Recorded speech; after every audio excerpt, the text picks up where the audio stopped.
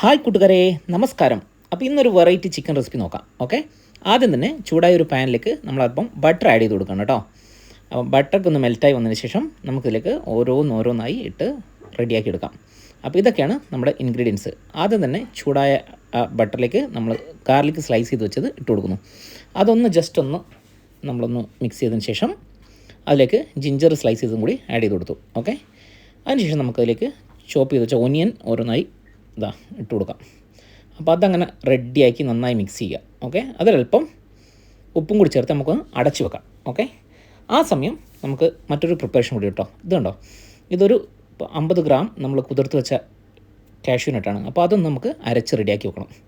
Okay, ഏകദേശം ഇതൊക്കെ ഇങ്ങനെ ഈ ഒരു ഡ്രൈ ആയി വന്നിട്ടുണ്ട്. ഇതിലേക്ക് നമുക്ക് വേണ്ട ചേരുവകളായ പൊടികൾ, മഞ്ഞൾപ്പൊടി, മുളക് പൊടി, ഓക്കെ, ഇത്രയും മാത്രം മതി ഇപ്പം തൽക്കാലം.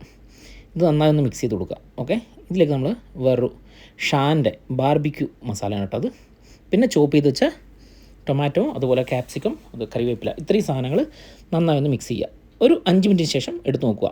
സംഭവമൊക്കെ അടിപൊളിയായി വന്നിട്ടുണ്ട്. ഓക്കെ, ഇതിലേക്ക് നമ്മൾ മുന്നേ അരച്ച് വെച്ച കാഷ്യൂല്ലേ, ആ സാധനം നല്ല അടിപൊളിയായി നല്ല ക്രീമാണ്. ഇതങ്ങോട്ട് ചേർത്ത് കൊടുക്കുക. എന്നിട്ട് നന്നായി ഒന്ന് മിക്സ് ചെയ്യുക. ഓക്കെ, ഇതൊക്കെ മിക്സിങ്ങൊക്കെ നല്ല സെറ്റായി വന്നതിന് ശേഷം ഇതുണ്ടോ, ചിക്കനും ഉരുളക്കിഴങ്ങും, ഇതാണ് നമ്മുടെ മെയിൻ ഇൻഗ്രീഡിയൻസ്.